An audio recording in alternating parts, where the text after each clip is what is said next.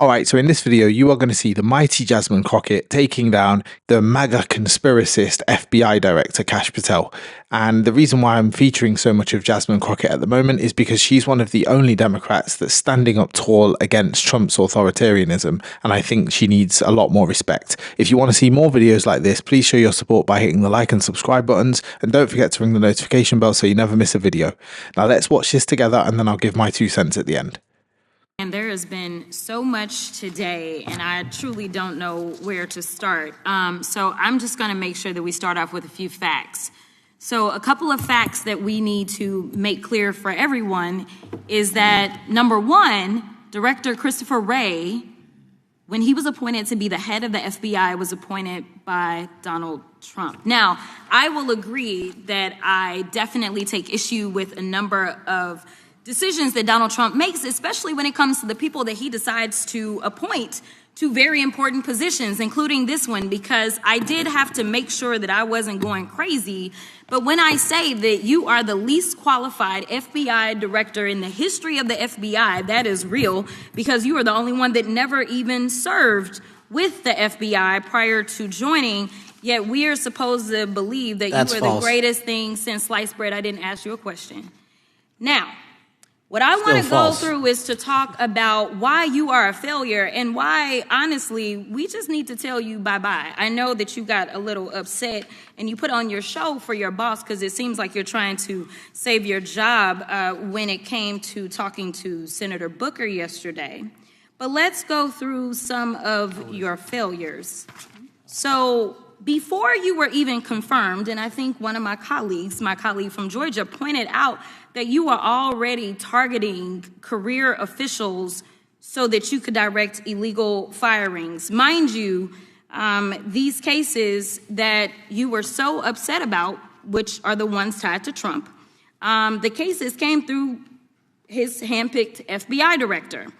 And frankly, when people sit around and say things like, oh, you know, we're happy because now we feel safe. I don't know who feels safe in this country except for the white supremacists, because I specifically as a black woman definitely don't feel safe. And frankly, my colleagues have been real nice to you today, and I applaud them, but I don't have the same demeanor because I know that multiple colleagues on this side of the aisle have faced death threats. In fact, somebody tried to kill one of my colleagues. And frankly, I don't know if this FBI or under your leadership, if those people would have been caught. I don't have any confidence in you. And if we start talking about the reasons that I lack confidence, we could start with you not just wanting to acknowledge some simple facts. Simple facts like the vast majority of the threats are coming from right-wing extremism. And I know my colleagues have tried to stress this, but I decided that I would maybe do it in a different way. Number one, I have a couple of UCs. Kim Buck, one of multiple Republicans receiving death threats for voting against Jim Jordan as House Speaker. Without objection. Another one, Republican lawmaker says she received death threats after voting against Jim Jordan in Speaker's race. Without objection. In addition, there was another one from another colleague who now is leaving Congress because they said that they were calling his wife anonymously and threatening her life to the extent that she ended up sleeping with a firearm. Without objection. Okay, so here's the deal.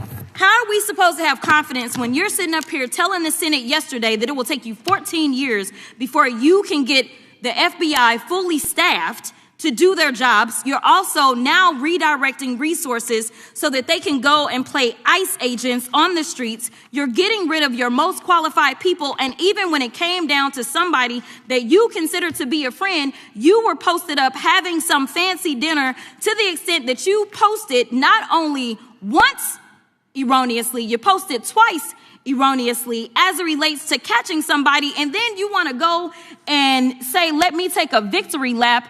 Because honestly, if it wasn't for parents deciding that they were going to turn in their child, it seems like y'all wouldn't have got there, even though he literally confessed online. So I'm confused about what it is that the FBI is doing except for trying to put on a show for the apprentice or whatever you want to call him.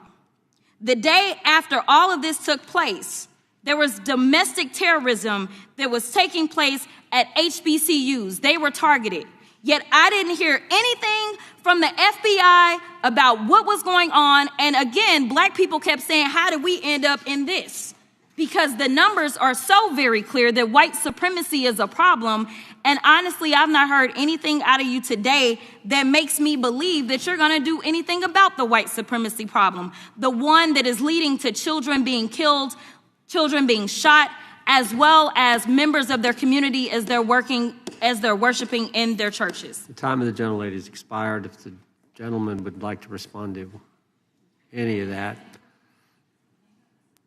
Well, I mean, I'll respond. Kash Patel, as I said when I introduced him, public defender, former prosecutor, top staffer on the House Intelligence Committee, Deputy Director of National Intelligence with the National Security Council, Chief of Staff at the Department of Defense, and FBI Director. I think that's pretty good resume for the guy who's now running the top law enforcement agency in our country.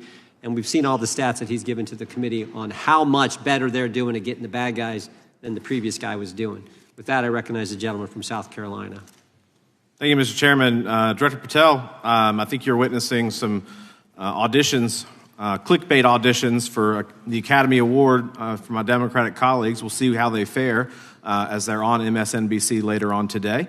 But do you care, before I launch into my line of questioning, to respond to Ms. Crockett from Texas on that very elaborate and theatric display? Here's what I've learned in my government service. I don't give a damn what they say about me as long as I'm succeeding in the mission. We're succeeding in the mission because the men and women of the FBI have never been empowered to do more work and to hit the streets harder than by President Trump's authorities and resources he's given us. And so all I care about is that we are capturing more child predators than ever before, taking more drugs off the streets than ever before, that we are capturing murderers at a significantly historic rate, and we're delivering this country the lowest murder rate in recorded history. That are facts that you cannot dispute. But you can come at me all you want. I don't care. Thank you. So what do you think? I thought that was a masterclass. She wasn't just yelling, she was prosecuting. She established that he was unqualified. She laid out his record of failures. She presented evidence of the threats he's ignoring, and then she let him hang himself with his own arrogance. His I don't give a damn response wasn't a defense. It was just a confession about who he is. It was the sound of a man who believes that he is above accountability, just like every other Trump appointee, and it proved every single point she made against him. The most damning evidence against him came from him himself. Now, what do you think was the most powerful part of her case? Let me know in the comments below, and if you enjoyed this breakdown, make sure you hit the like and subscribe buttons for more. Thanks for watching.